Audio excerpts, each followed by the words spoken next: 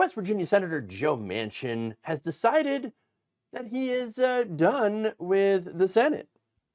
He has recently announced that he is not running for re-election against former Democrat, now Republican, West Virginia Governor Jim Justice, who is currently kicking his ass in both primary and general election polls, which probably has a lot to do with his decision.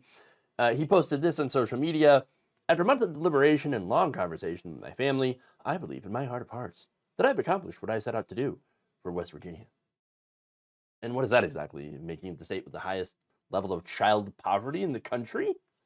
I mean, if that's the case, mission accomplished. I mean, according to the Census Bureau's official poverty estimates, West Virginia saw its child poverty increase from 20.7% to 25% between 2021 and 2023. That's in large part due to Joe Manchin killing the expanded child tax credit. So that was part of the COVID recovery. Manchin, for his part, says he has no regrets during an interview after being asked about the effect on the national child poverty rate. He said, quote, "It's deeper than that. We have to do our part. Federal government can't run everything." But that's child tax credit. What part involves making children poor that you were trying to get them to do? I don't quite understand. Now he continues in his statement, "I have made one of the toughest decisions of my life and decided that I will not be running for re-election to the United States Senate." Very tough decision. Well, it doesn't look that tough. Again, if you look at the polls and your popularity or unpopularity, I should say, not only in the state, but the fact that, you basically single-handedly crushed a lot of the Democratic president's agenda that was incredibly popular with the voters, it doesn't really look all that hard, especially when you know you're probably going to lose. But anyway, is he done? No, he's not done. He's not done.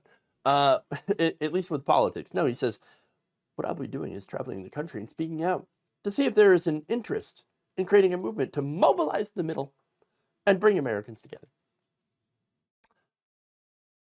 The middle. I love the fiction that he is somehow in the middle. Really, if you were in the middle, well, wouldn't that mean that you would support the policies that are popular with both Democrats and Republicans? The majority of the American people? I mean, you think that that's what the middle actually means, but no, that's not what the middle actually means for Joe Manchin. The middle is how much, can I get from corporations and work with fascists? Yeah, that's kind of what it is for him. Look, Joe Manchin's a coal baron. He's trashed pretty much every good policy that was popular with the voters. Now you might say, well, Travis, you understand, he's very instrumental in passing the Inflation Reduction Act. We wouldn't have the IRA without that. Okay, the thing is, in order to get the Inflation Reduction Act, they had to jettison pre-K in the expanded child tax credit and steer billions towards fossil fuels. So, I mean, that's Joe Manchin. He did that. In fact, Manchin's own website, his Senate website, bragged about record production of fossil fuels as a result of the Inflation Reduction Act because of the IRA. It's in September 22nd op-ed. We were producing fossil fuels at record levels. Yeah, that's something to be, bragging about when, you tried to destroy a lot of the climate proposals that were in Build Back Better.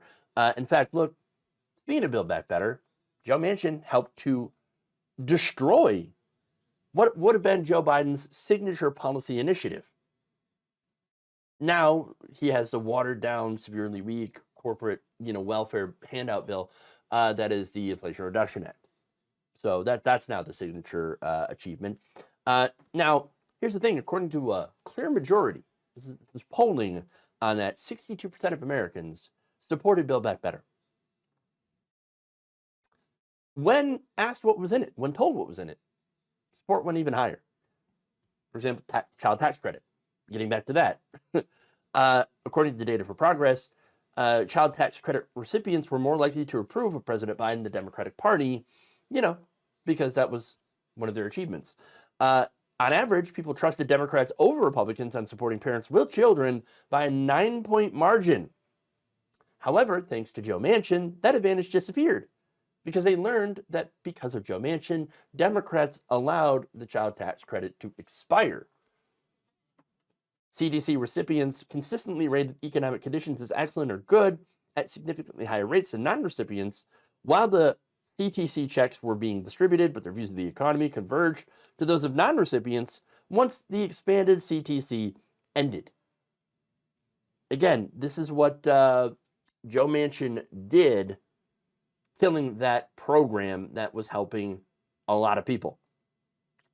And yet, despite the fact that Joe Manchin was an obstructionist, Joe Biden said this about him leaving, quote, "For more than 40 years as state legislator, a secretary of state and governor, and a senator, Joe Manchin has dedicated himself to serving the people of his beloved West Virginia." Yes, serving the people, right. You mean serving them up to corporations? That's kind of what he did. Climate change, because of the mountaintop removal that was happening in West Virginia, as a result of the coal industry.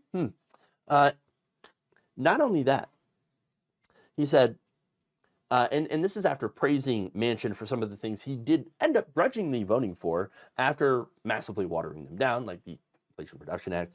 Biden added, "Joe, Gail, and the entire Manchin family should feel proud of the senator's service to West Virginia and to our country.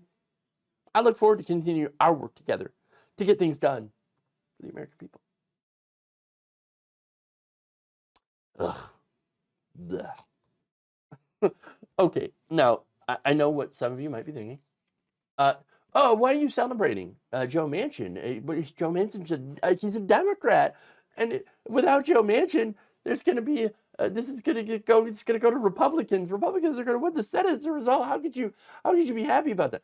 Trust me, I'm not really happy about that. But at the same time, I consider Joe Manchin a Republican anyway, the whole time. Because, you act like a Republican, you're going to be called a Republican. He's pro-oil, pro-gas, pro-coal, voted pretty much against expanding popular programs.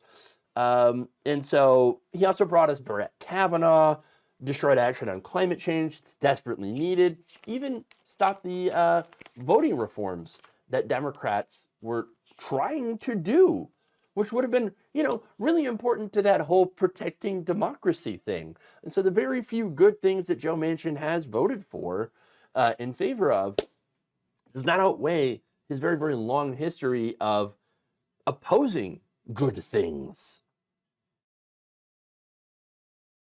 And look, the things that were good that he supported, by the way, had voted in favor of, it's because he got something out of it. Again, Inflation Reduction Act, billions of dollars in subsidies to fossil fuel companies, to the industry. So come on, you guys. Look, I know that, again, him leaving is going to hand the Senate to Republicans. But look, judging on the polling, very likely he wasn't going to be able to hold on to that seat anyway. And that speaks to a greater problem. Democrats not being for the working class like they should be. You got to win blue-collar voters. And you do so by using good economic policy, instead of letting Republicans get away with claiming that they care about workers, when all they actually do is give money to very, very rich people and corporations. So that's what the Republican Party's for. Democrats need a clear working class message, and and to actually do these things, do these policies that they say that they're for, in order to actually get that support. And for things that, again, going back to the child tax credit, actually helped regular people, actually helped families, working families, and people like Joe Manchin, who, again, claim to be in the middle. We're in the middle. No, not in the middle. Not at all moderate. No, just right wing.